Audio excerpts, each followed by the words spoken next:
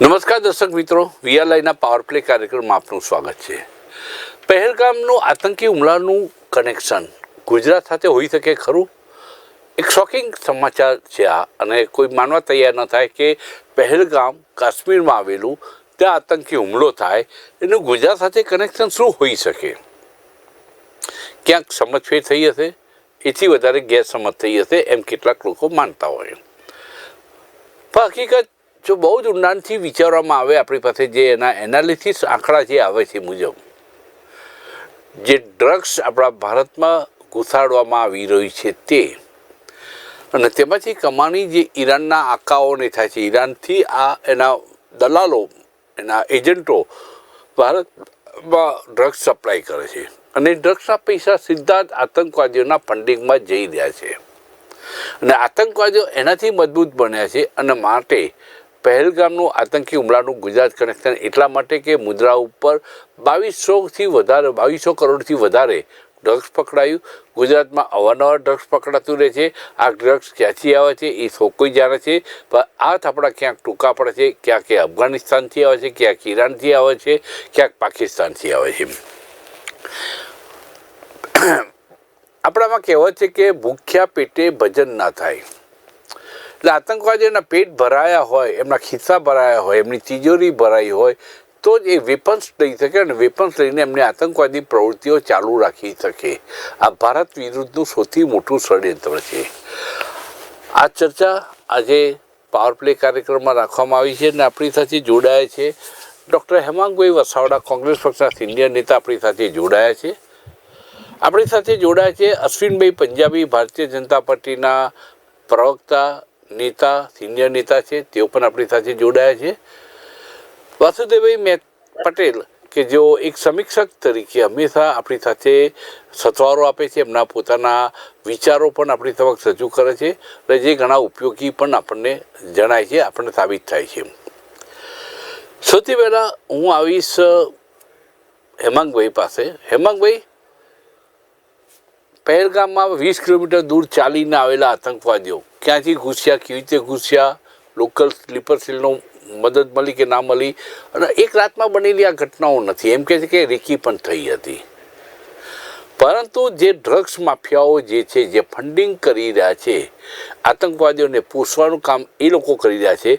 આપણે લાગે છે કે સૌથી પહેલી કરોડરજ્જુ ડ્રગ માફિયાઓની તોડવાની જરૂર છે, આતંકવાદ આપોઆપ સાફ થઈ જાય. હું સૌથી પહેલા મારી વાત ચાલુ કરું એ પહેલા હું એક આપની ચેનલ મારફત મૃતકોને શ્રદ્ધાંજલિ આપીશ, અને ભગવાન પરિવારને વજ્રઘાત બંધ કરવાની શક્તિ આપે એ પ્રાર્થના કરીશ. બીજી વાત કરીશ કે આ વાત ક્યાંથી ઉદ્ભવી, આજનો ટોપિક ક્યાંથી છો, એના વકીલે દિલ્હીમાં સુપ્રીમ કોર્ટમાં વાત કરી છે. નેશનલ જે સિક્યોરિટી છે આપણી, એના વકીલ મિસ્ટર ભાટિયાએ સુપ્રીમ કોર્ટમાં વાત કરી છે, અને ભારત સરકારના એટોર્ની જનરલ તુષાર મહેતાએ આ વાતની શક્યતા નકારી ન શકાય એવું સુપ્રીમ કોર્ટમાં સ્ટેટમેન્ટ આપ્યું છે. આ વાત એમના જ માણસોએ કરી છે. સમજો, સરકારી વકીલ હંમેશા જયારે મુકાતા હોય ત્યારે પાર્ટીને અનુકૂળ મુકાતા હોય. એટલે બહુ મોટી વાત એ છે કે આ વાત અમે નથી કરી, રાહુલ ગાંધીએ નથી કરી, કોઈ વિપક્ષે નથી કરી. આ વાત એમના જ વકીલોએ કોર્ટમાં કરી છે, જે એના વકીલ છે, અને તુષારભાઈ મહેતા એટોર્ની જનરલ છે. શક્યતા ચોક્કસ છે, પણ શક્યતા શબ્દ હું નહીં વાપરું, આવું થાય જ છે. એટલા માટે કે એનઆઈએ જેવી તપાસ એજન્સી, ભારતની ઉચ્ચતમ તપાસ એજન્સી જયારે આવી વાત કોર્ટમાં કરે ત્યારે એ થયું જ છે, એમાં કોઈ શંકાને સ્થાન નથી. હવે વાત એવી, ઘણી ડિબેટમાં મેં ગુજરાતની પ્રજાને કીધું છે કે આ કઈ કરિયાણાનો વેપાર છે કે મહિને હિસાબ થાય. પેલી વાત, આ કરિયાણાનો હિસાબ તો છે ને, ડ્રગ્સ તો એ તો તમે એડવાન્સ પૈસા આપો એટલે માલ આવે. તો 2200 કરોડ રૂપિયા આ દેશમાંથી બહાર કઈ રીતે ગયા? તમારી ઈડી, તમારી સીબીઆઈ, તમારી બાકીની સંસ્થાઓ રો પણ એમાં આવી ગઈ, ઓલા જેમ્સ બોન્ડે આવી ગયા. આ બધા શું કરે છે? આ બહુ મોટો પ્રશ્ન ઉભો થયો છે. ભલે આપણે એવું માનીએ કે ઈડી ને સીબીઆઈ તો વિરોધ પક્ષોની પાછળ પડી છે, 24 કલાક એમ જ જાય છે. એને દેશની સુરક્ષાની નથી જોવાનું. 2200 કરોડ અફઘાનિસ્તાન કે પાકિસ્તાન કેમ પહોંચ્યા એ લોકો જોવા અત્યારે ફ્રી નથી. કારણ કે રાહુલજી શું કરે, સોનિયાજી શું કરે, રોબર્ટ વાડરા શું કરે, મમતા શું કરે, આની પાછળ એ લોકો પડેલા છે. એટલે દેશની સીમા જોઈ શકતા નથી. પણ 2200 કરોડ એક્રોસ ધ બોર્ડર ગયા. અને બીજો બહુ ગંભીર અને અગત્યનો સવાલ કે બધી જ ડ્રગ્સ મુન્દ્રા પોર્ટ ઉપર કેમ ઉતરે છે? કોણ સંચાલન કરે છે મુન્દ્રા પોર્ટનું? જે ભાઈ સંચાલન કરે છે, જેને A1 A2 અમે નામ આપીએ છીએ કે નામ બોલવાની મનાઈ છે, તો A1 A2 કોની સાથે સંકળાયેલા છે? અને જ્યારે A1 અને A2 સંકળાયેલા છે, એમાં એક જ એ છે, બીજા એનું નામ આમાં નથી. પણ જે એક એ છે, એ જે સંકળાયેલો છે, સત્તાધારી પક્ષના રાઈટ હેન્ડ જેને એરોપ્લેન આપે છે, મોદી સાહેબ એમાં ફરે છે, બધું એને લીધે આપણી તપાસ અને સુરક્ષા એજન્સીઓ મુન્દ્રા પોર્ટ ઉપર ચેકિંગ કરતી નથી. અને હેમાંગભાઈ એક મિનિટ માટે રોકી સાહેબ, થોડા કંજૂસ છો એટલા માટે. 2100 કરોડ ને 21,000 કરોડનો કારોબાર મુન્દ્રા પોર્ટ ઉપરથી થયો હતો, તેની સાથેનું આ કનેક્શન છે. એટલે થોડુંક વિથાડ દિલ રાખીને એક મીંડું વધારી દો. 21,000 કરોડ. હવે 21,000 કરોડ જેવી રકમ આ દેશમાંથી બહાર કઈ રીતે ગઈ?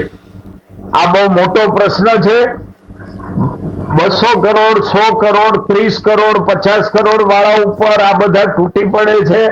પણ 21,000 કરોડ નું નામ આવ્યું એટલે કોઈ કાંઈ ચૂંકે ચા કરતું નથી. મુન્દ્રા પોર્ટ થી ક્લિયર થયેલા કન્ટેનરો ગુજરાતમાં નીકળીને પંજાબ, કાશ્મીર, બિહાર, યુપી જ્યાં જતા હોય ત્યાં જાય છે. અને આ તો ટીપ્સ ઓફ આઈસબર્ગ છે.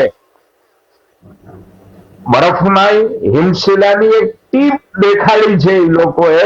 કારણ કે ગૃહપ્રધાનને વાસો તાબડવો છે કે અમારી ડ્રગ ટોલરન્સ ઝીરો નીતિ છે. અમે આટલી બધી ડ્રગ્સ ગુજરાતમાં પકડી.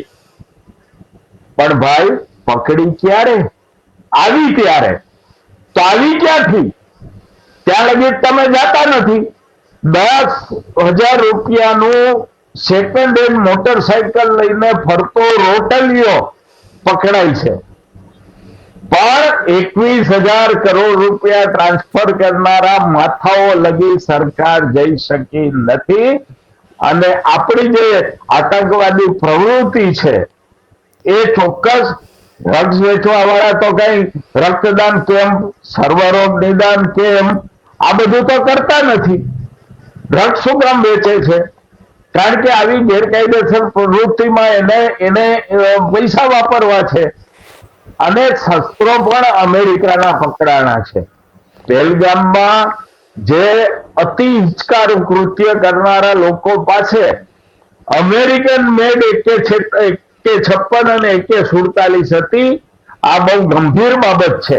એટલે જે પૈસો ડ્રગ્સ માંથી જે ભાટી સાહેબે કીધું, જે મહેતા સાહેબે કીધું કોર્ટમાં, એ પૈસામાંથી આ અમેરિકાએ જે અત્યારે મોદી સાહેબના પરમ મિત્ર ટ્રમ્પ સાહેબ ચૂંટાણા છે, એને એના શસ્ત્રનો વેપાર પણ આ પૈસાથી કરી લીધો છે.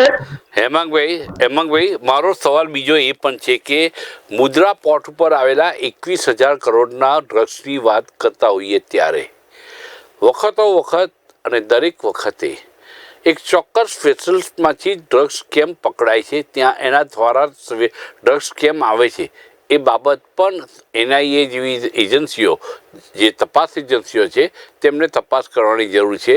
બાકીના બીજા બંદર, કંડલા બંદર ઉપરથી પોર્ટ ઉપર નથી પકડાતું કે બીજા પોર્ટ ઉપરથી પકડાતું નથી, ચોક્કસ મુદ્રા પોર્ટ ઉપર, અને તેમાં પણ ચોક્કસ પ્રકારની વેસલ્સમાં આ ડ્રગ્સ આવેલું હોય એ પકડાયું છે. એ કેટલાક જાંબાજ આપણા જે અફસરો છે એને પકડ્યું છે, પરંતુ આ જે પકડાય છે એ તો ટાંકણીની એક ટોચ જેટલું જ પકડાય છે, બાકી તો ઘણું બધું દેશમાં ઘૂસી જતું હશે. એ પૈસા જે છે એ આતંકવાદી પ્રવૃત્તિઓને બેકાવવા માટે આપણે જે વાત કરી એ પ્રમાણે મુદ્રા પોર્ટથી, એટલે તપાસ એજન્સીએ શોધ્યું, જે એફિડેવિટ કરી છે મુજબ, ગુજરાત અને કાશ્મીર આતંકવાદી હુમલા વચ્ચે ₹21,000 કરોડનો સીધો એટલે કડવો સંબંધ છે. સુપ્રીમ કોર્ટમાં નેશનલ ઇન્વેસ્ટિગેશન એજન્સી દ્વારા આ ખુલાસો કરવામાં આવ્યો. આપે કહ્યું એ પ્રમાણે સરકારી વકીલ તુષાર મહેતા સહિત ઘણા બધા લોકોએ એને નકારી કાઢ્યું નથી. એટલે આ બાબત બહુ ગંભીર બને છે. અશ્વિનભાઈ પાસે હું આવીશ કે આ ડ્રગ્સ પકડાય છે, ડ્રગ્સ ભારતમાં આવે છે કેમ કે ડ્રગ્સનું સેવન કરનારા લોકો છે. એ સેવન કરવા માટે પૈસા ખર્ચીને ડ્રગ્સ લે છે. એ ડ્રગ્સ છેલ્લે જાય છે પેલા માફિયાઓ પાસે, અને મોટાભાગે દલાલો, એના બ્રોકરો, ઈરાનના જે છે, અથવા તો જે પણ આતંકવાદી જૂથ સાથે સંકળાયેલા લોકો છે એમની પાસે જાય છે. ડ્રગ્સ સાથે પકડાય, ખાલી હાર્દિક પટેલ સામે રાત્રોના ગુનો 30 દાખલ થયા હતા. આપણે વાતમાં રાત્રોના ગુનાઓ દાખલ થાય છે, પણ જેની પાસે જે ડ્રગ્સ પકડાય એની સામે આતંકવાદ એટલે રાષ્ટ્રદ્રોહના ગુના હેઠળ કેમ પકડાય નહીં? કારણ કે ઇનડાયરેક્ટલી આતંકવાદી પ્રવૃત્તિઓ પાસે પૈસા જાય છે. એટલે ડ્રગ્સ સેવન કરનારા લોકો પકડાય, એમની સામે જે કાર્યવાહી થવી હોય થાય, અને જરૂર પડે એન્કાઉન્ટર કરવી જોઈએ એવી લાગણી બળવત્તર દેશમાં વધતી જાય છે. જો ડ્રગ્સનું સેવન કરનાર નહીં રહે તો ડ્રગ્સ સપ્લાય કરનારાઓને શું હાલત થાય સમજી શકો છો. અશ્વિનભાઈ, આ બાબતમાં તમારો વિચારો શું છે? એન્કાઉન્ટર જ કરી દેવાનો. ડ્રગ્સ પીવે છે આતંકવાદી, એ દેશદ્રોહી છે. પદ્મકાંતભાઈ, અત્યારની પરિસ્થિતિ પ્રમાણે સૌ પ્રથમ તો પહેલગામની અંદર 26 ભારતના નાગરિકો, અને જેને એનો ધર્મ પૂછીને મારવામાં આવ્યા, અને એમાં આપણા 3 ગુજરાતના પણ નાગરિકો, એમના માટે હું અંતઃકરણપૂર્વક શ્રદ્ધાંજલિ અર્પી, અને હું પણ શું કરી શકું આવી વેળાએ એ બાબત ઉપર વધારે મને લાગે છે કે આપણી સૌની જવાબદારી પ્રમાણેની વાત કરવા માંગુ છું. આજે NIA ના રિપોર્ટ ઉપર આપની પ્રસિદ્ધ ચેનલે આ વિષય લીધો ત્યારે મને ખૂબ ઉત્સાહથી આવવાની ઈચ્છા એટલા માટે થઈ કે ભારત આખું 140 કરોડ દેશ જનતા એમ કે છે કે આતંકવાદીઓ ઉપર હવે કરારો જવાબ આપો, અને એમાં કોઈ દોટૂક નથી, બધા એક છીએ, અને બધા એક થઈને એક અવાજે કહેવા માંગીએ છીએ. ત્યારે NIA નું આજે અમદાવાદની અંદર અને દિલ્હીની અંદર ચાર્જશીટની અંદર જે NIA દ્વારા ફાઇન્ડિંગ આવ્યા છે, અને એમાં ક્યાંક ને ક્યાંક ઇન્ડિયાના પણ લોકો આ ડ્રગ્સના વેપારની ચેનલમાં છે. પાકિસ્તાનના દ્વારા વાયા ઈરાન ડ્રગ્સ ભારતમાં ઘુસાડવું, ગુજરાતના દરિયાકાંઠે ઘુસાડવું, નોટ ઓનલી મુદ્રા, 42,000 કરોડ રૂપિયાનું ડ્રગ્સ પોરબંદરના દરિયામાં આપણા કોસ્ટગાર્ડના જવાનોએ જાબાઝ પદ્ધતિથી ટ્રેસ કરીને પકડ્યું હતું. અને એવું તો અનેક ગણું ડ્રગ્સ એ મુદ્રા પોર્ટ હોય કે પોરબંદર હોય કે હમણાં છેલ્લે વેરાવળથી પણ પકડાયું.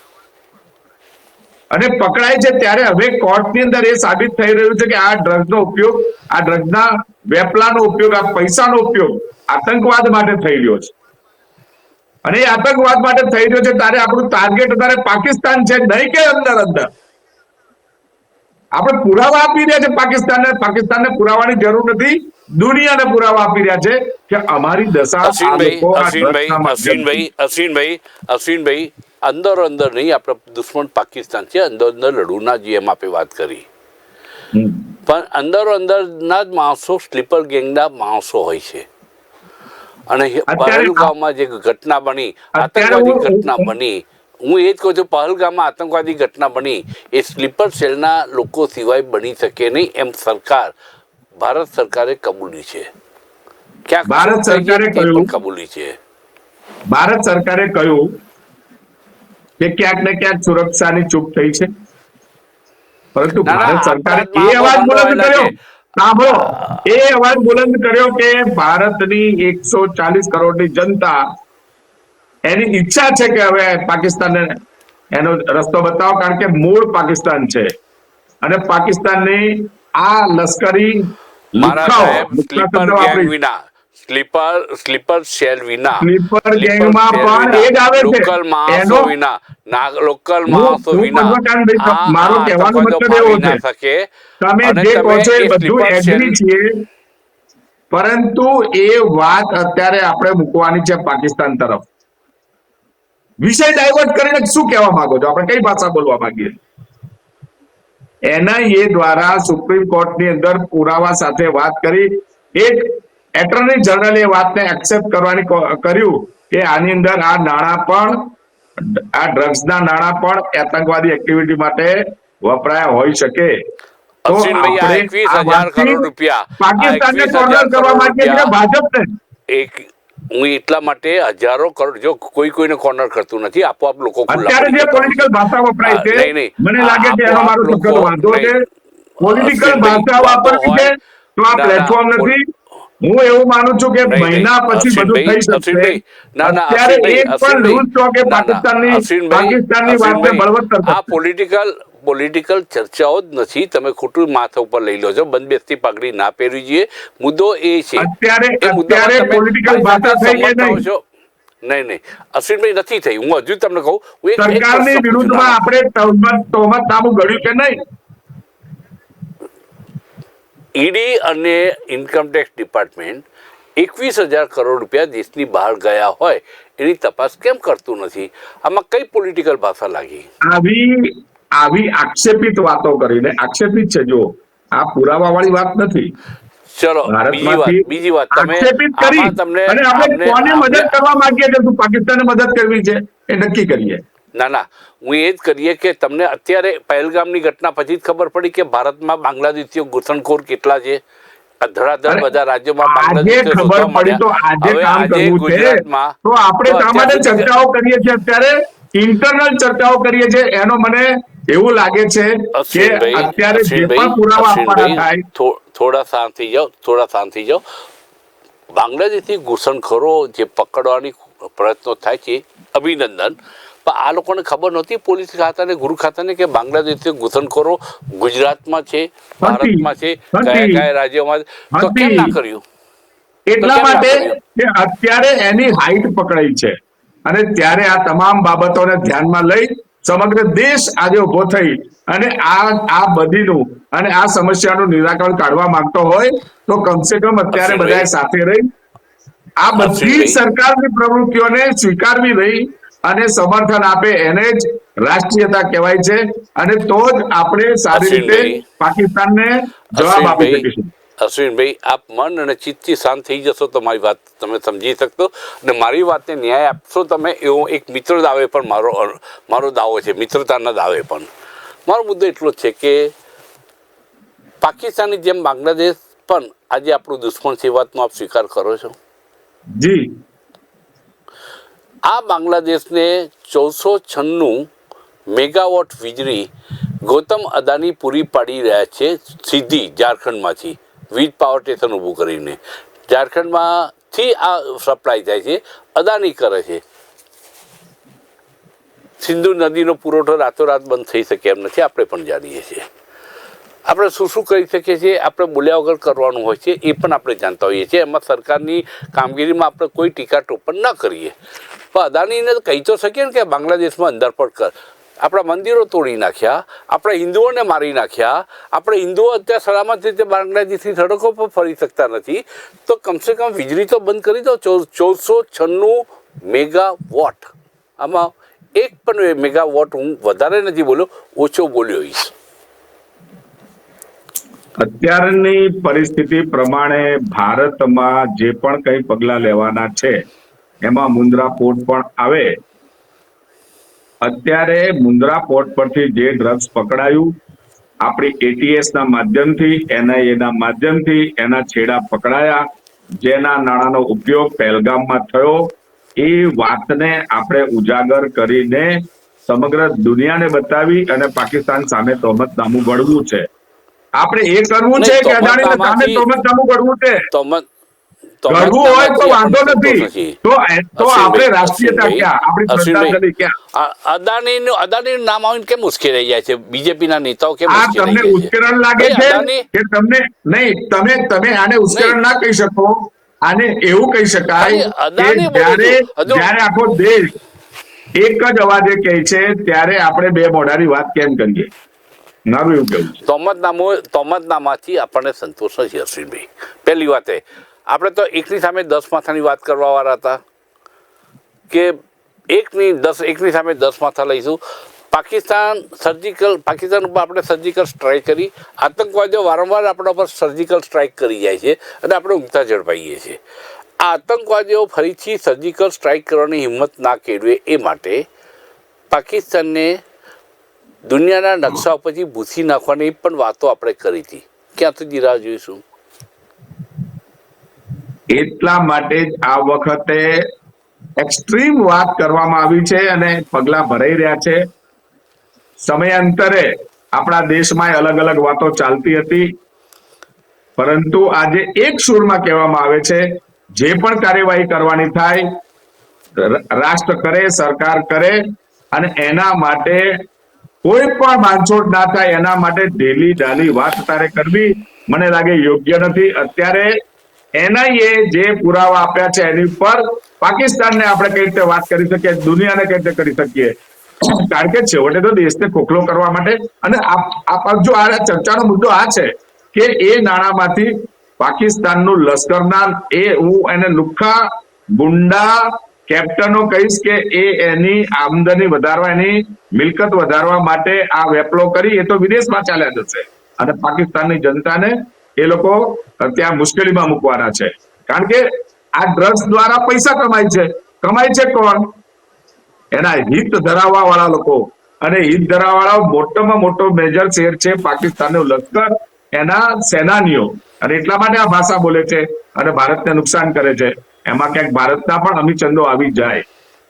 મારું એવું કેવું છે કે અત્યારે આપણે પાકિસ્તાનને ટાર્ગેટ કરવું જોઈએ. પાકિસ્તાનને અત્યારે તમે ખૂબ સારો વિષય લઈને આવ્યા છો, ખૂબ સારો, કારણ કે હજુ આ ઘણી મીડિયાઓ આ વિષયને ચલાયો નથી. ડ્રગ્સનું કરોડોનું કારોબાર એ પણ ભારતને બધી રીતે આતંકવાદને પોષવા માટે હતું, અને એના કારણે ચોક્કસથી આપણે કહી શકીએ કે હવે જે એક્શન લેવાય છે વ્યાજબી છે. અશ્વિનભાઈ, શું એક્શન અત્યાર સુધી લેવાય? મારે ખાલી જાણકારી માટે એક પત્રકાર તરીકે, આ 72 કલાક વીતી ગયા, આપણે કયા એક્શન લીધા?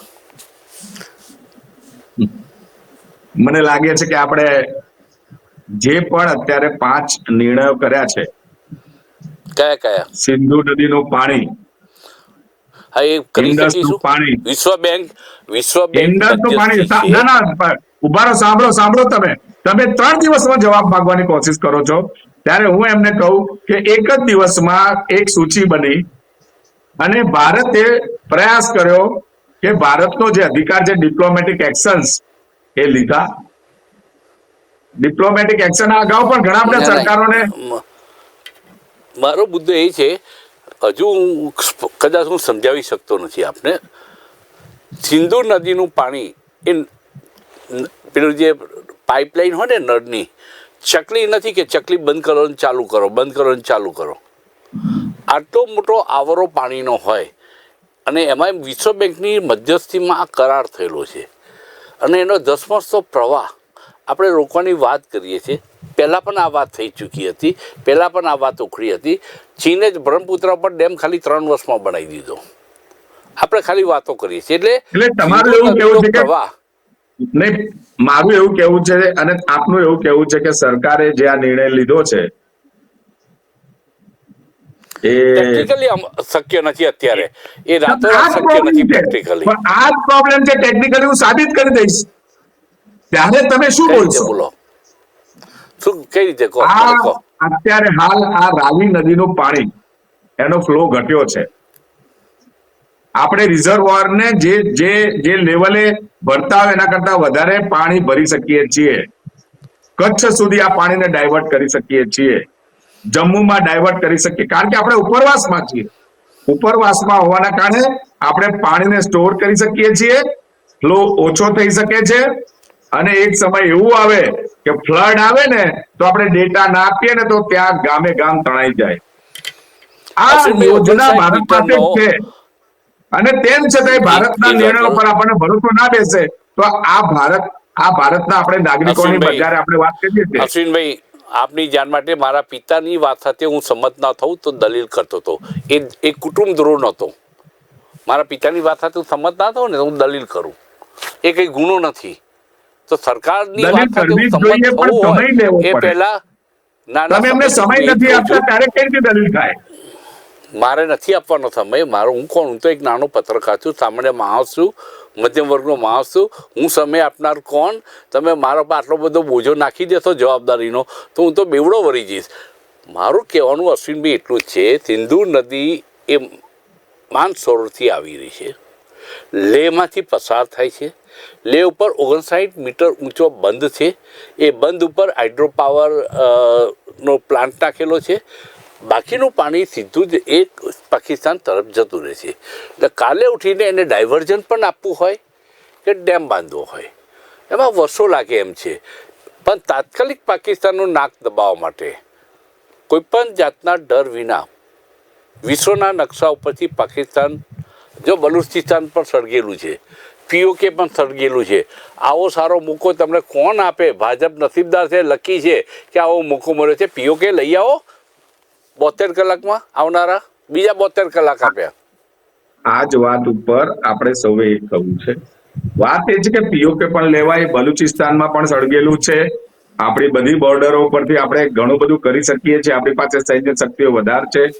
આપણે અત્યારે એક એ વાત પર આવેલા છીએ કે આપણને જે વર્ષોથી મુશ્કેલી કરી રહ્યા છે એનો હવે ખાત્મો બોલાવવાનો સમય. કેમ કે સમગ્ર દેશ અને દુનિયાએ એક્સેપ્ટ કર્યું છે કે ભારતનો કેસ મજબૂત છે, ભારત જે એક્શન લેશે એની સાથે અમે સમર્થનમાં છીએ. ત્યારે વિપક્ષ હોય કે પક્ષ હોય, બધાએ સાથે રહેવું જોઈએ અને થોડો સમય 15 દિવસ, મહિનો જોઈએ કે એક્શનો કયા આવે છે અને એના આધારે મને લાગે છે કે આપણે એની પર આજે મેં કહ્યું ને, ફરી એક વાર કહું, આપનો આ પ્રોગ્રામ જરૂરી છે. NIA ની વાત કરીને આપણે આ વાત ઉજાગર કરીને કહેવા માંગીએ છીએ કે જો આ ડ્રગ્સ ભારતને ખોખલું તો કરે જ છે, પરંતુ એમના આકાઓના રૂપિયા ભેગા કરવાની આ વ્યવસ્થા હતી જે આતંકવાદમાં ઉપયોગ થતા.